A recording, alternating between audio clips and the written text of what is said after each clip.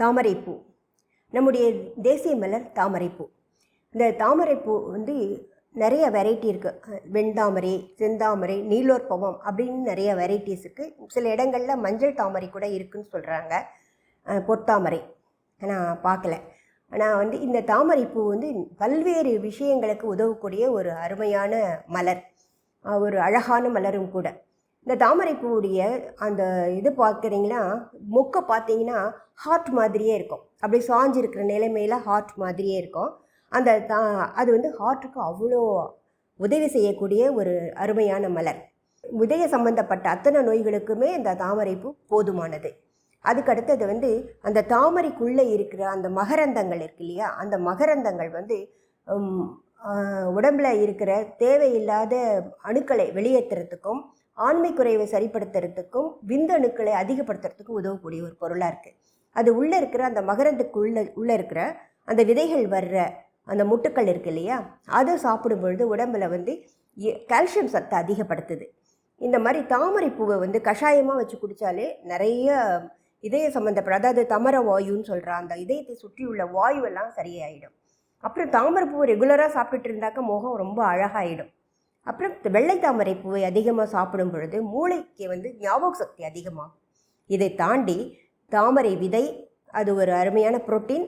அதுக்கடுத்து தாமரை தண்டு. இந்த சீசனில், இந்த மழை நாளில் தாமரை தண்டு அதிகமாக மீன் பிடிக்கும்போது தாமரை தண்டை எடுத்து வெளியே போடுவாங்க. அந்த தாமரை தண்டை எடுத்து, இதுதான் தாமரை தண்டு. இந்த தாமரை தண்டை வாழை தண்டு சமைக்கிறோம்ல, அது மாதிரியே சமைச்சாலே எதுக்குமே அடங்காத அழல்னாக்கா உஷ்ணம். உடம்புல எப்போ பார்த்தாலும் தொட்டாலே சுடுது, உட்கார இடத்துல சுடுது அப்படின்னு இருக்கவங்களுடைய உடம்புல இருக்கிற சூடு எல்லாம் போயிடும். ரெண்டாவது தவளை சொறி அப்படின்னு சொல்லுவாங்க. குழந்தைங்களுக்கு காலில் மூட்டுக்கள்லாம் ஒரு மாதிரி முட்டாக இருக்கும், அதை அரிக்கும் குழந்தைங்களுக்கு. அந்த தவளை சொறியை இந்த இதை கஷாயம் வச்சு கொடுத்தாலே தவளை சொறி குறைஞ்சிடும்.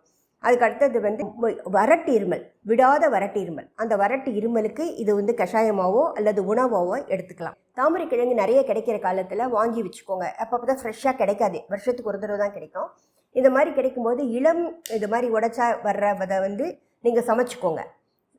மற்றதை இந்த கொஞ்சம் ஹார்டாக இப்படி இருக்குல்ல, இப்படி ஹார்டாக வர்றதை நறுக்கி நல்லா ரவுண்டாக நறுக்கி போட்டு காய வச்சுக்கோங்க. அது வத்தலாயிடும். அந்த இதில் இப்படி எடுக்கும்பொழுது இப்படி வருது இல்லையா இந்த நூல், இதுதான் தாமரை நூல். தாமரை நூல் திரின்னு கேள்விப்பட்டிருப்பீங்க இல்லையா, தெரியுதா? தாமரை நூல் திரி. இதை பிரித்து இந்த மாதிரி சுருட்டிக்கிட்டாக்கா அது திரியாயிடும். அது மாதிரி நூல் நிறையா வரும். அந்த மாதிரி வரும்பொழுது இந்த நூலை எடுத்து விளக்கு போடலாம். இந்த தாமரை தண்டு சாப்பிட்றதுக்கு உள்ள எல்லா நன்மைகளும் இந்த தாமரை தண்டு வத்தல்லையும் கிடைக்கிது. ஹெவி புரோட்டீன் இது. ஓகேவா?